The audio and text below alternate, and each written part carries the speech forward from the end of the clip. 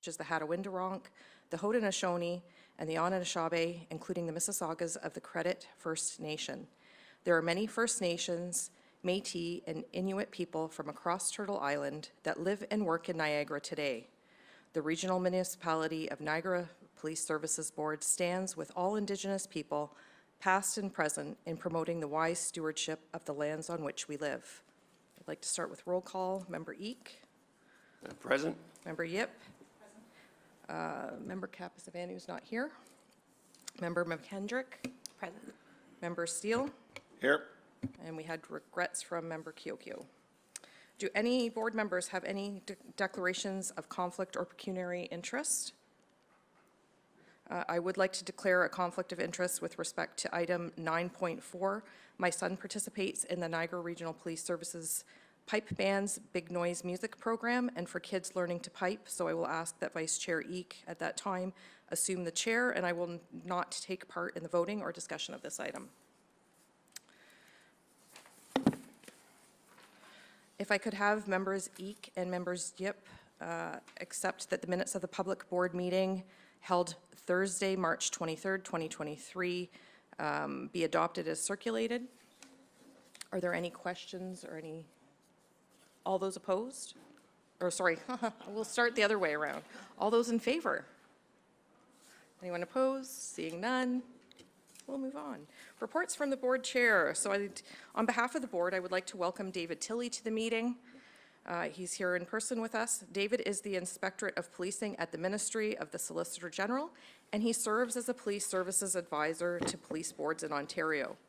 He is at our meeting today in person as part of routine visits by policing service advisors to police boards across the province, and we are pleased to see his continued attendance at our meetings.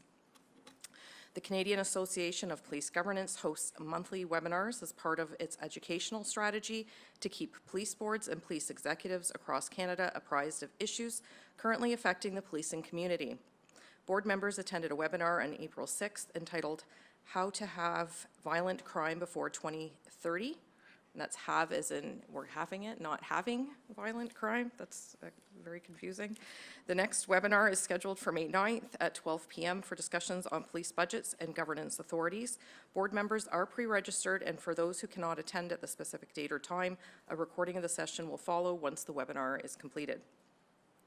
On April 12th, the Services Equity, Diversity and Inclusion Unit hosted an autism awareness session in the community room at police headquarters. The event featured guest speakers Michael and Marcel Jacques, who provided a candid conversation around living with autism, embracing our differences, and the empowerment that comes from being comfortable in your own skin. Vice Chair Eek, board staff, and I attended the event along with several sworn and civilian police members. On April 12th, the State of the Region event was held at the Scotiabank Convention Centre in Niagara Falls. Regional Chair Jim Bradley provided an overview of the current economic conditions as well as key initiatives and projects underway to support growth and development at the Niagara region. The event was well represented by various members of local businesses and government agencies, as well as by the board and the service. On April 14th, the Police Services Board held a full-day orientation session for board members with the senior command team of the Niagara Regional Police Service and the Police Services Advisor from the Ministry of the Solicitor General. This session was extremely informative and provided an overview of the organization structure of the Niagara Regional Police Service and its various units and functions. The ministry provided a board training component on civilian police governance, adequate and effective policing, board member code of conduct, and community safety and well-being. On April 21st, I attended a charity gala dinner hosted by the Niagara Foundation for Family and Children's Services, along with Deputy Chief Flynn and service staff. The proceeds raised at the gala will contribute to funding important enhancements and supports for the children served by child protection programs, the Family Counseling Center, and numerous community programs that are available throughout the region. On May 2nd at 7 p.m., the service will be hosting the NRP's auxiliary graduation ceremony for 14 new auxiliary members to the Niagara Regional Police Service. This ceremony will start at 7 p.m. and is being held at the community room at police headquarters. Vice Chair Dave Eek, members Laura Yip and Narai Kapsavanu, and I will be attending the event. On May 3rd at 8 a.m., the Ontario Association of Police Services Boards will hold their Zone 4 quarterly meeting hosted by Brant County OPP. Zone 4 consists of a total of 14 police services boards, including municipal and OPP contract boards, or First Nations police service governance bodies that are located within the regions or counties of Brant, Haldimand, Halton, Hamilton, Niagara, Norfolk, and Oxford. These quarterly engagements allow boards within a certain geographic area to meet for the purpose of discussing matters related to the police governance. Vice Chair Eek and Member Kapasavanu will be attending the meeting. The Canadian Institute is holding its 14th annual Law of Policing Conference on May 3rd and 4th at the Novotel Toronto North York Hotel. The event will bring together chiefs of police, in-house counsel, and a wide variety of government and civilian agencies from across the country to delve into new legislation and precedent-setting case law to determine the highest of police standards. I will be attending the conference on behalf of the Canadian Association of Police Governance Board of Directors.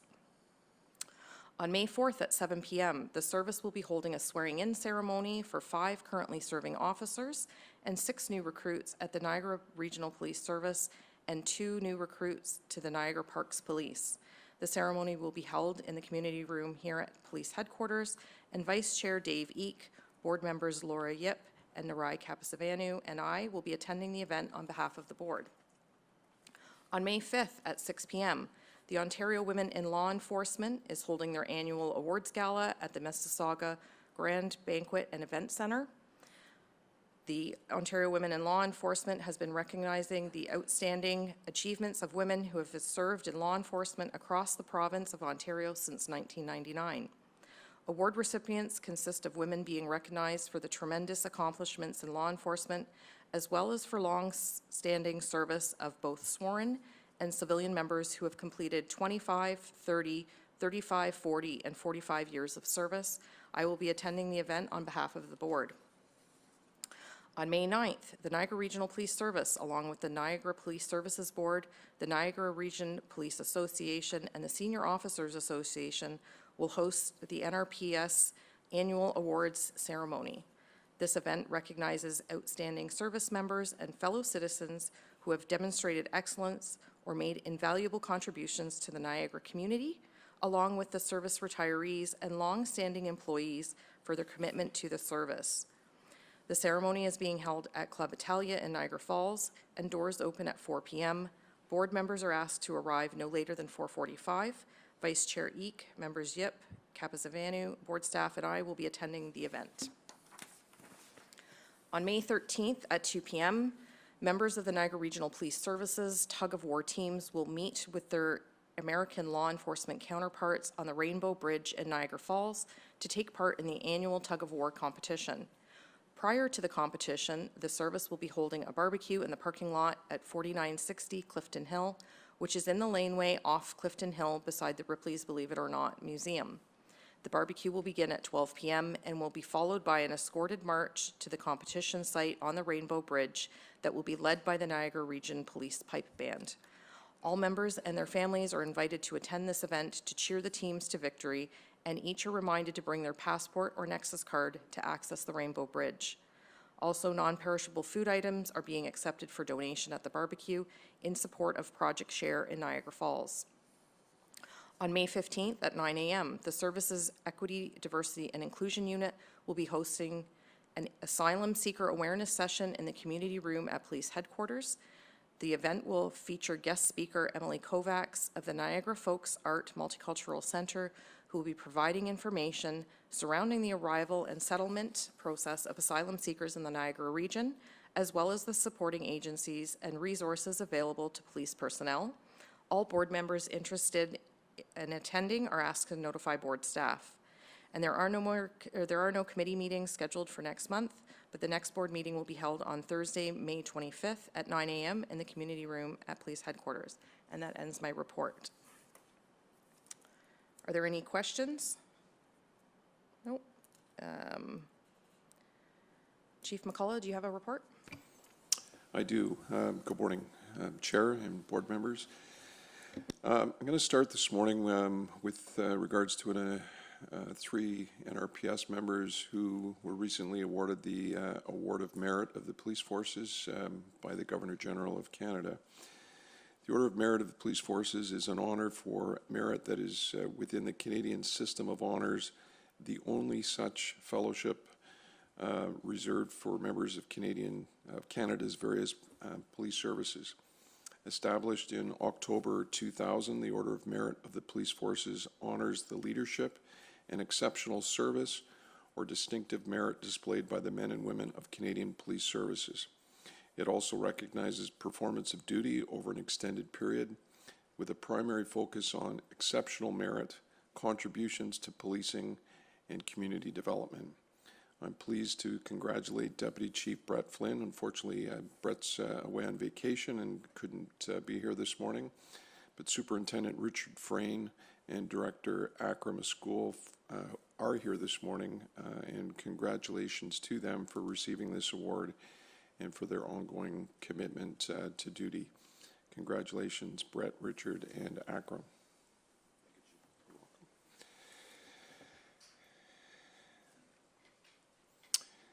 And I just wanted to talk as well about an award that our Communications Center just recently received from the International Academy of Emergency Dispatch.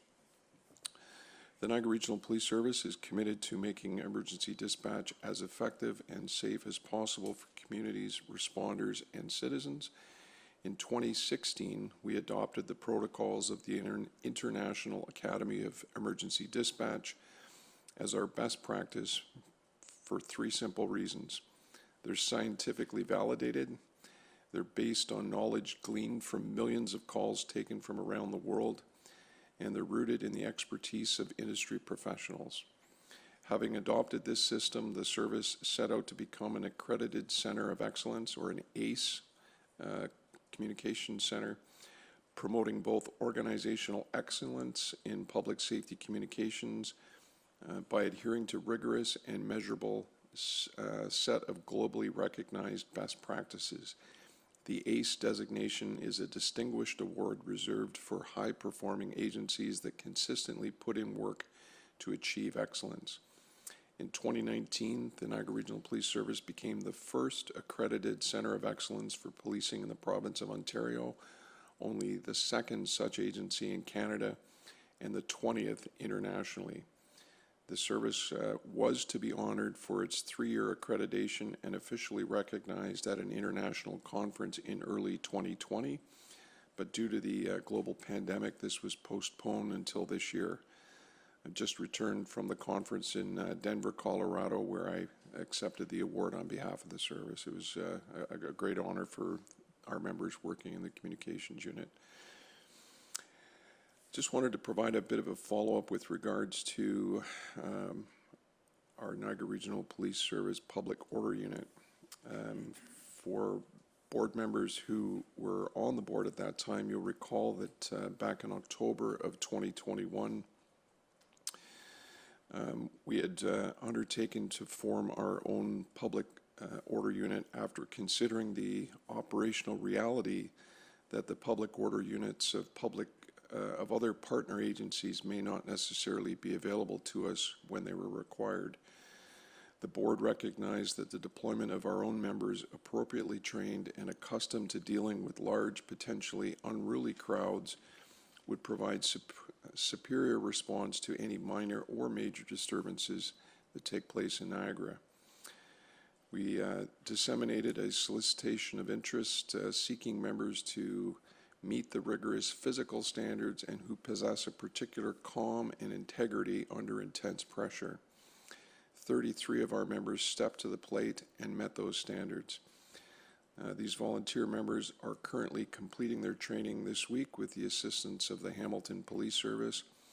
After we receive some final items of equipment currently on back order, the unit is expected to be operational within the next few weeks.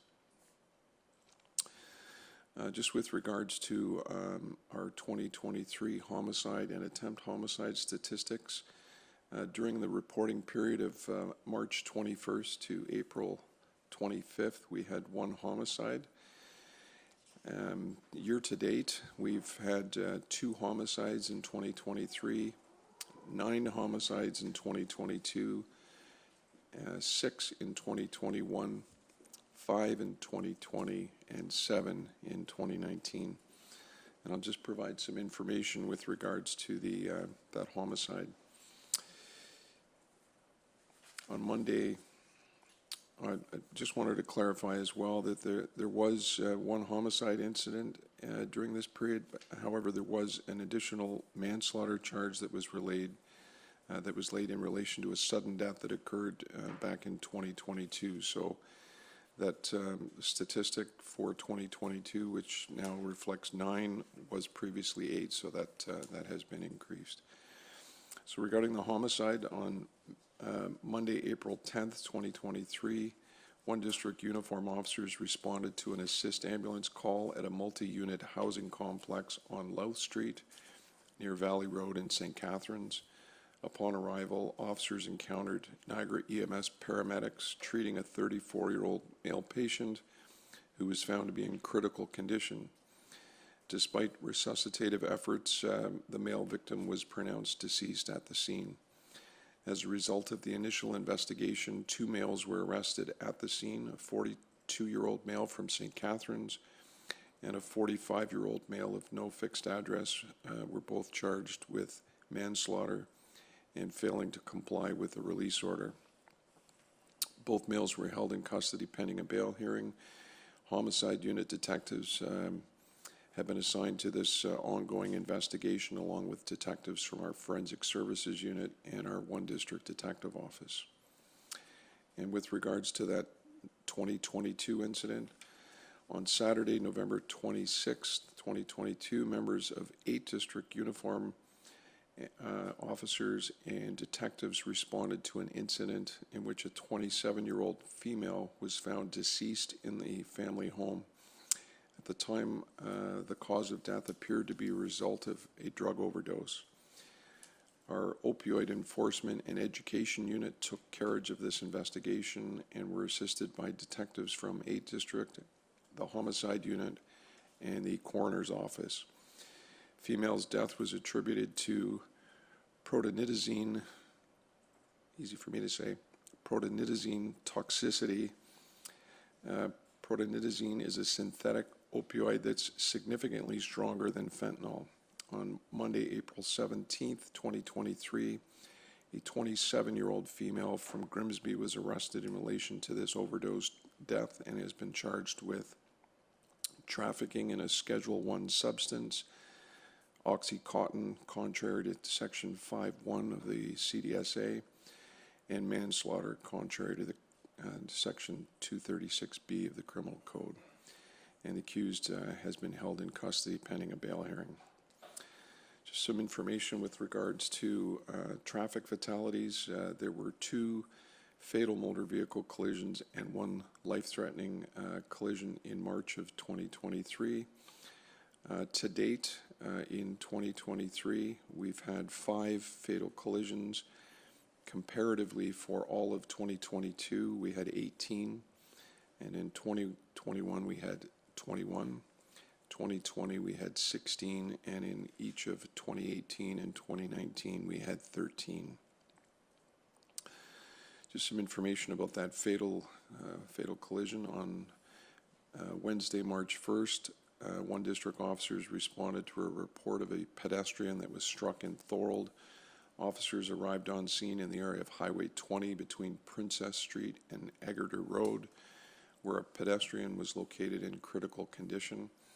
Despite resuscitative efforts at the scene by EMS paramedics and Thorold Fire Services, the pedestrian was pronounced dead. The pedestrian has been identified as a male in his 30s from Hamilton. The involved vehicle is a white pickup truck being driven by a 24-year-old male from Welland who was not injured, and detectives from our collision reconstruction unit are currently investigating the circumstances surrounding that. And on Wednesday, March 15th, 1 district officers, along with Niagara EMS and St. Catharines Fire, responded to a report of a 2-vehicle collision at the intersection of Vine Street and Scott Street in the city of St. Catharines. Investigation determined that a Toyota compact hatchback collided within the intersection with a Freightliner straight truck. The 74-year-old female driver of the Toyota, a resident of St. Catharines, was pronounced deceased at the scene. The driver of the truck was not injured, and detectives from our reconstruction unit are continuing to investigate the circumstances of that incident as well. And on Friday, March 3rd, one district uniform officers, along with Niagara EMS and St. Catharines Fire, responded to a report of a serious two-vehicle collision at the intersection of Linwell and Lakeport Road in St. Catharines. Investigation determined that a Hyundai sedan collided with an international snowplow truck within that intersection. 21-year-old male driver of the sedan received life-threatening injuries and was transferred to an out-of-town trauma center for treatment. The driver of the snowplow was not injured, and that as well is under investigation by our collision reconstruction unit. Just a couple incidents in the news. On March 21st and March 22nd, the Niagara Regional Police Service, Hamilton Police Service, the Niagara Parks Police, the Ministry of the Transportation, and the Town of Lincoln partnered for a joint enforcement initiative focusing on commercial motor vehicle enforcement. In response to community concerns involving increased commercial vehicle traffic in Lincoln and West Lincoln, the focus of this initiative was to identify commercial vehicles intentionally bypassing the Vineland inspection station and to conduct in-depth vehicle inspections to ensure compliance with road safety. In total, over 150 vehicles, passenger and commercial, were directed into the Vineland inspection station. 65 vehicles were comprehensively inspected, resulting in 24 vehicles being removed from the highway after significant safety concerns were identified. 3 sets of license plates were seized and 95 provincial offense notices or tickets were issued for various offenses, including careless driving, distracted driving, speeding, improper license, improper tires, improper brakes, and insecure loads. This initiative will continue throughout the summer as a proactive enforcement initiative. In March of 2023, one district street crime unit began a firearms investigation in St. Catharines. Investigation led to 2 suspects and a residence on Queenston Street near Church Street in St. Catharines. And on March 23rd, detectives, along with members of our emergency task unit, executed a search warrant.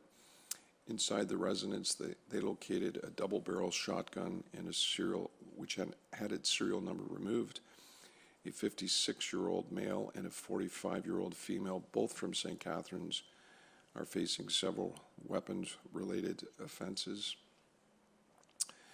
And on March 29th, our communications unit received a 911 emergency call from a witness who was observing a break-and-enter in progress at a Port Colborne jewelry store. Information provided was that a suspect had arrived in an older model green Dodge Caravan and successfully broke the front glass window, allowing entry into the commercial business. The suspect obtained an undisclosed value of goods before proceeding to flee from the scene. 6 district officers were immediately notified and began converging in the area, locating the suspect a short distance away, arresting them and recovering all of the stolen property. And a 49-year-old Port Colborne male is facing break-enter charges in connection with this incident. Since January of 2023, detectives from 3 district street crime unit have been investigating the sale of illegal drugs in the city of Welland. And as a result of that investigation, detectives identified 2 suspects and executed a search warrant at a home on March 30th. Investigators located a loaded handgun, approximately $700,000 worth of fentanyl, about $8,000 worth of crystal methamphetamine, $131,000 worth of cocaine, and $160,000 in currency. A 34-year-old male and a 24-year-old female, both from Welland, are now facing numerous drug and weapon-related offenses. And on April 11th, an officer assigned to our traffic enforcement unit was on general patrol when they conducted a traffic stop on a vehicle with an unattached plate on Monroe Street in the city of Niagara Falls. Immediately after initiating the traffic stop, the driver and passenger of the vehicle exited and attempted to walk away before they were placed under arrest. When officers searched the vehicle, they located crystal methamphetamine, fentanyl, along with various items believed to be break-in tools, including two-way handheld radios, flashlights, binoculars, and power tools. And two Niagara Falls males, 53 and 41 years of age, are facing numerous charges in relation to this incident. And that concludes my report. Thank you, Chair. Thank you, Chief. Board members, any questions? No? I would like to, at this time, recognize our former board members, Bob Gale and Kevin Gibson. Unfortunately, Henry D'Angela is unable to join us here this morning. Bob and Kevin's appointments as members of the Police Services Board expired with the previous term of Regional Council, and the board has invited them here to this morning to meeting to formally acknowledge the valuable insight that they have brought to the Police Service Board during their tenure. If I can ask Bob and Kevin to come up to the podium. I know they're all respected members of the board who committed an enormous amount of time and energy over the past several years to the many challenges of this board that we have faced. On behalf of the board, oh, I guess I need to stand up. I was going to say on behalf of the board, I'm presenting. Wait, I'm assuming it's this. Sorry.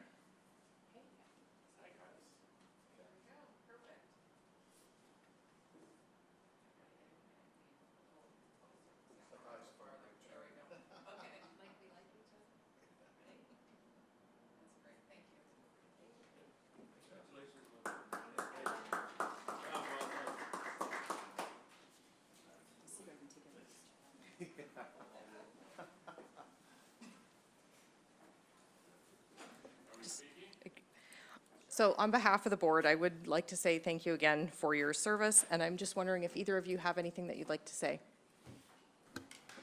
Thank you very much, first of all, to everybody, and to all the police that we have here in Niagara, great job. We do a great job. I was very impressed when I started on the board 4 years ago, and I thought, boy, what a first-class agency this is. And as mayor in Wainfleet, I saw a lot of really positive things. One of the things I'd like to just comment on, when we first started here, in our first year, there was a man came, East Indian male, I believe, made a presentation to get his driver's license back. I think it was his driver's license. And one of the things I did as I sat there, and coming from British Columbia, a lot of experience in British Columbia, I found it quite odd that we were sitting here, there was 6 middle-aged white males, 1 female, Tara, and you know, we were making a decision about this man's future. I found that quite odd, that we were such a homogenous group, the board.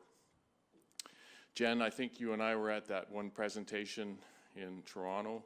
The doctor, he was the sports guy, and he had done a lot of research and Harvard research and everything. And one of the things they had found that the more diverse a group of people were, the better the decision-making process was. Like 9 times out of 10, they came up with much better decisions than a homogeneous group of people. And so I'm really, really pleased now to see the board that it's changed so much from the 6 white males and the 1 female. It's changed a lot. It represents our community of Niagara so much better, and I'm quite pleased to see that. So that's good. So it was a great 4 years. Thank you very much. You'll not see me back. I'm enjoying retirement. Hurry up and get there. It is wonderful. Thank you very much.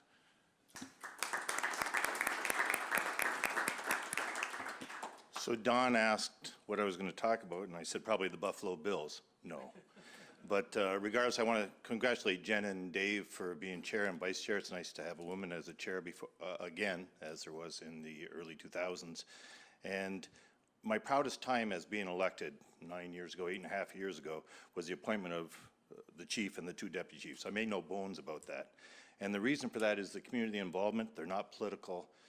You people are going to have a tough time replacing these people. I hope you never retire, ever, but regardless, on behalf of the community. That being said, and I addressed this to David too from the ministry, one of the things when I was chair here that I told every new board member was you represent the community. You don't represent the police, you don't represent the Niagara Regional Council. You listen to all these people, and they're all part of the community, but all your decisions are made based on the community. That's why we picked the chief and the 2 deputy chiefs, because in their resumes and everything else, they put the community first on that, and you've seen it the way it was. So as long as you keep that in mind, you'll have my support for however long I'm in the political scene or as a taxpayer. All the best to you and best of the health. Thank you.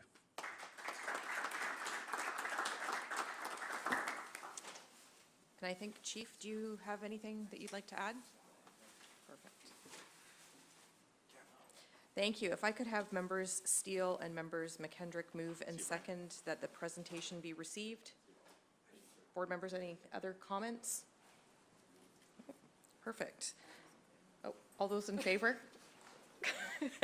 Anyone opposed? That is passed. Next, we have consent items 8.1 to 8.12 that will move in block. And if I could have members Yip and members Steele move and second that the information be received. Board members, any questions, comments? Member Yip. Thank you, Chair. I have questions about 2 of the items. Do you want me to do both of them now, or do you want to move down the list? We'll start in order. Okay. So I have some questions about 8.1 through you, Chair. The social media management piece that we're talking about there, this is, again, more sort of curiosity to ensure that it's working the way we need it to for the money that's being spent. From the memo that's attached, I understand that it's a media monitoring tool as well as a social media publishing tool. And I'm curious if it has the ability to alert staff to hateful comments on social media posts so that they can be deleted or addressed accordingly, and that we're not inadvertently causing more harm to communities?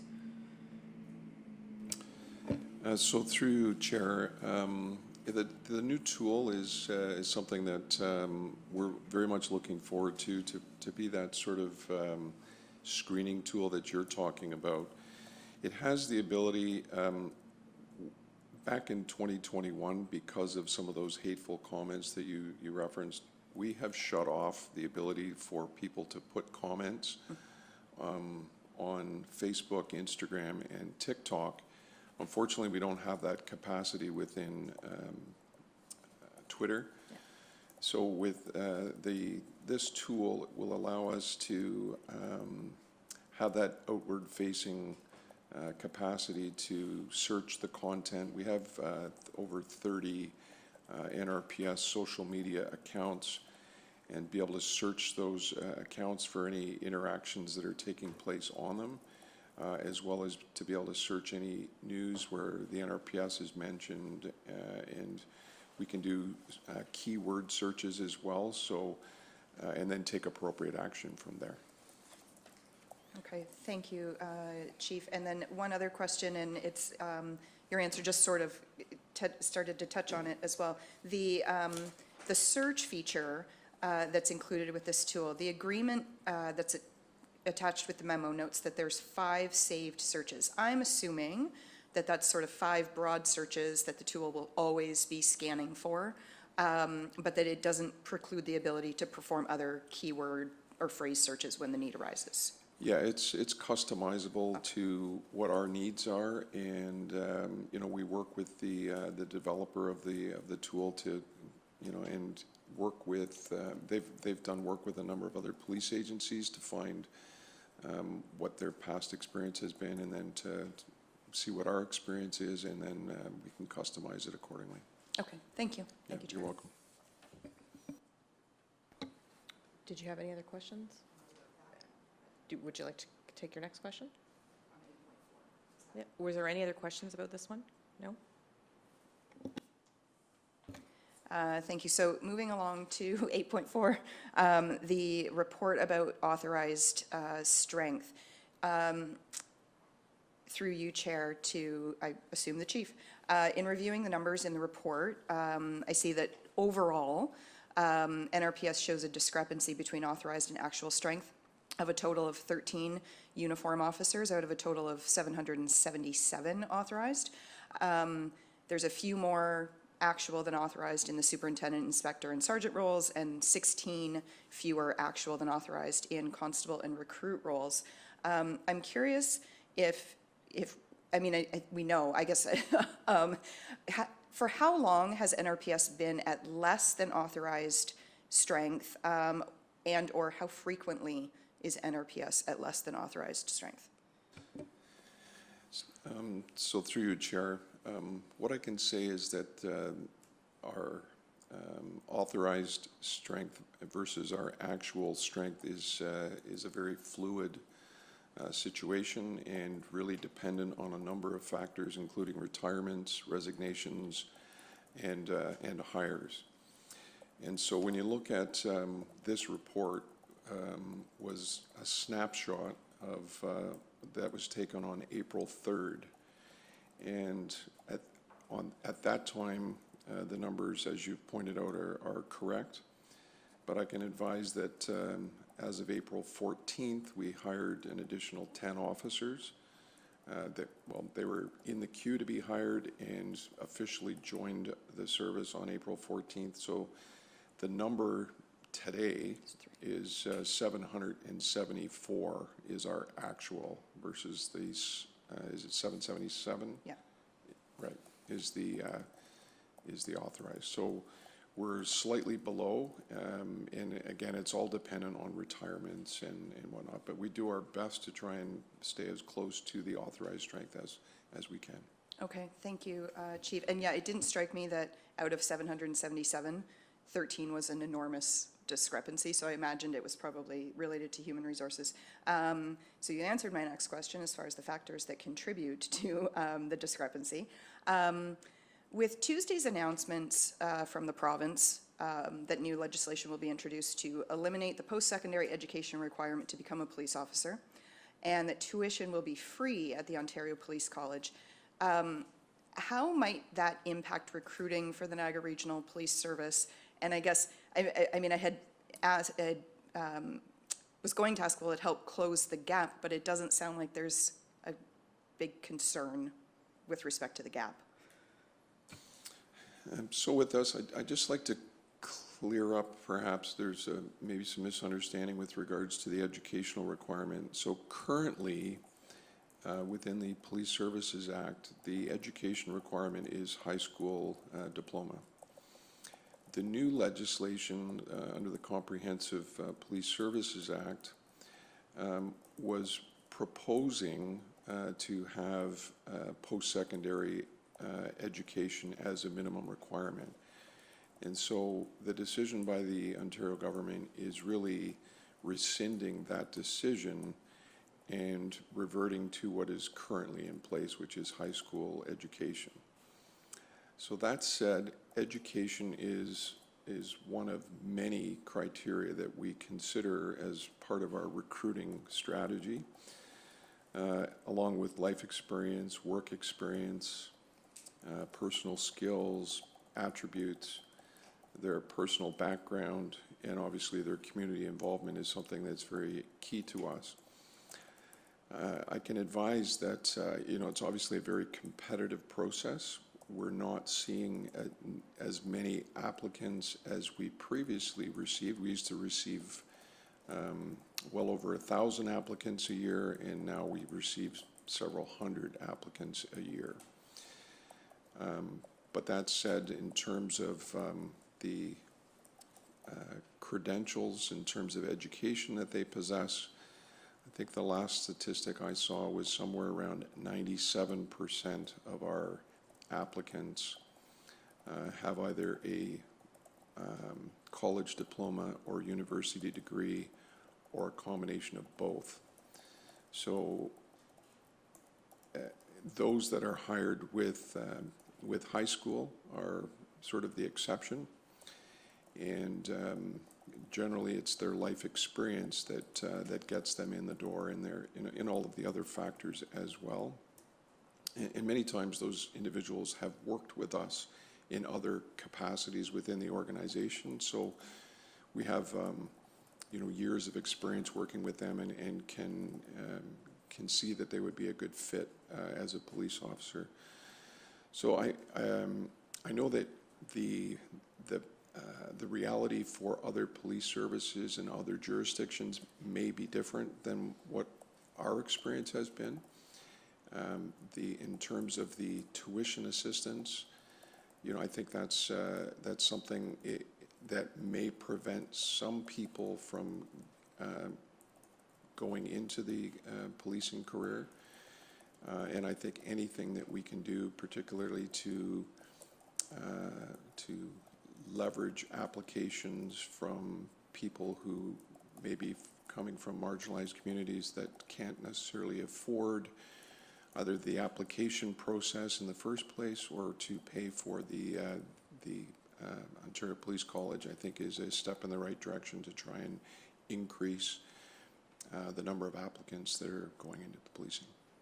Okay, thank you, Chief. And thank you for the clarification as well, because so that the quote, eliminate the post-secondary education requirement to become a police officer, came from the ministry's press release on that. So thank you for the clarification that currently that is not actually a requirement, and so that it's just being rescinded. And you answered my other question, which already was, like locally, Niagara College, we have police foundations. Brock University offers a 4-year degree in policing and criminal justice in partnership with police foundations at Niagara College. So it's reasonable to think that those recruits with a post-secondary education would likely be getting preference over recruits without. It's a very broad general statement, but. Yeah, I don't know if I'd phrase it quite that way. What I would say is that, again, because it's such a competitive process, I think people know going into the process that education is one of the criteria that we consider, and like I said, a very high percentage come in with post-secondary education. Okay, thank you very much, Chief. Thank you, Chair. Perfect. Thank you, members. Any other questions? No, seeing none. All those in favor? Anyone opposed? That is carried. On to new business. Service report dated April 3rd, 2023, requesting payment approval of the continuation of the computer-aided dispatch, which is called CAD, annual maintenance and support services being provided to the Niagara Regional Police Service by Verstrom, as indicated in the attached invoice and included in the 2023 Technology Services operating budget. If I could have members Eek and members Yip move and second that the board approve payment of contract invoice number invoice 21-00362 in the amount of $296,968.20, including HST net of rebates, to Verstrom for renewal of the services computer-aided dispatch CAD systems annual maintenance and support services contract. Are there any questions? Seeing none, all those in favor? Anyone opposed? That is carried. Service report dated April 12th, 2023, to seek board approval to transfer funds from the Niagara Regional Police capital budget 20001462 21-NRPS Communications Backup Center to the Niagara Region Capital Project 20001271 20-911 backup rationalization in the amount of $3,024,000. If I can have members Eek and members Yip move that the board approve a capital budget transfer in the amount of $3,024,000 gross of the Niagara Regional Police Service approved 2021 capital budget 20001462 21 NRPS communications backup to the Niagara Region Capital Project 2000-1271 20-911 backup rationalization, and further that the board forward this proposal to the Regional Council for approval. So sorry. Are there any questions?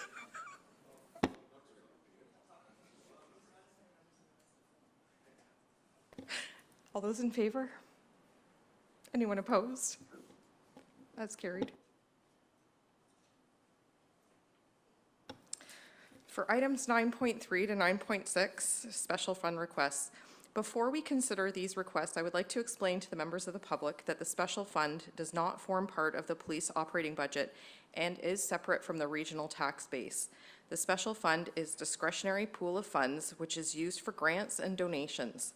Disbursements from the fund are made in accordance with the guidelines provided in the Police Services Act and with the Board Bylaw 376-2018, Special Fund Administration Limitations and Guidelines.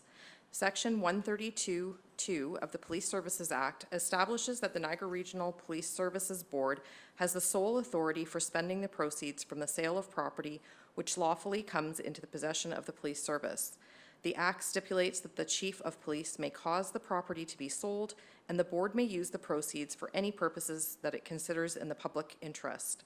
The proceeds from such sales are placed into a fund known as the Special Fund, and the board policy sets out the criteria and administrative processes for applications to the board for funding from the Special Fund, as well as delegated categories of funding for assessment and approval by the board.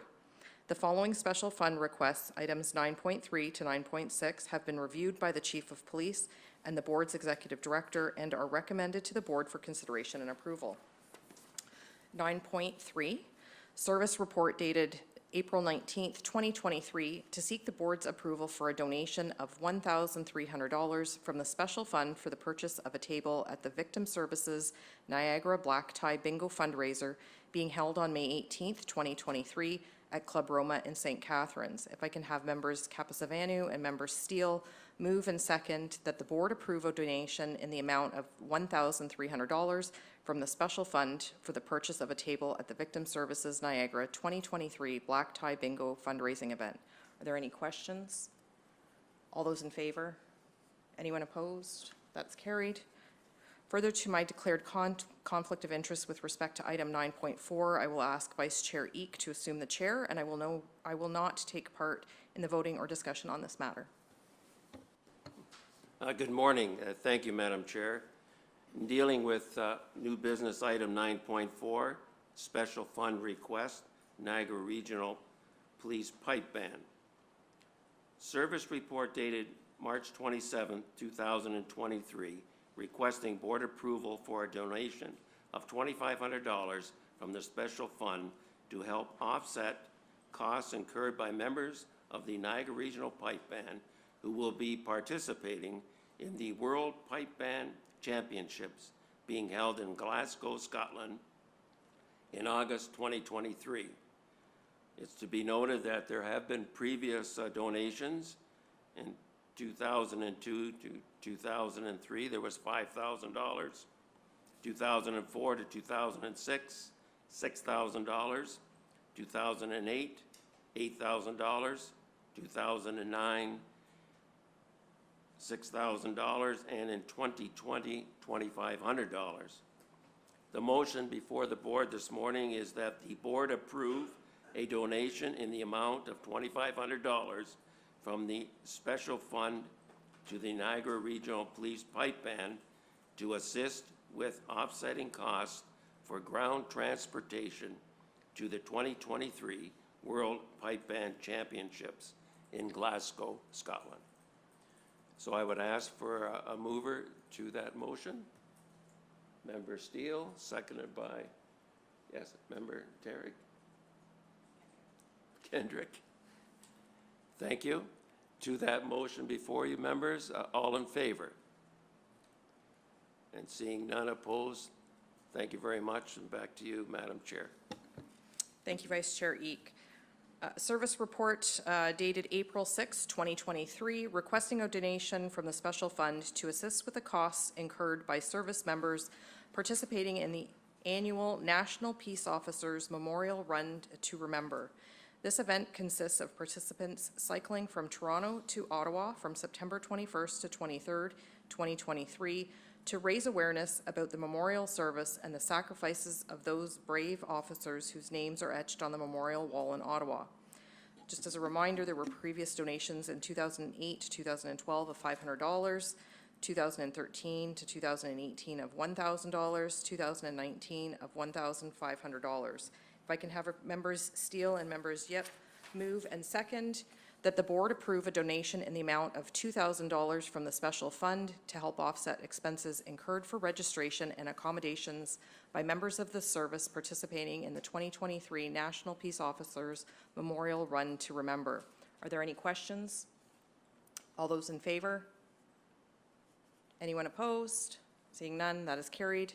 Service report dated March 29th, 2023, requesting a donation from the from the special fund in support of the NRPS United Way campaign kickoff event, specifically to cover the minimum fundraising fees required by the NRPS men's and women's tug-of-war teams participating in the annual fire truck pull being held at the Seymour Hannis Sports and Entertainment Center.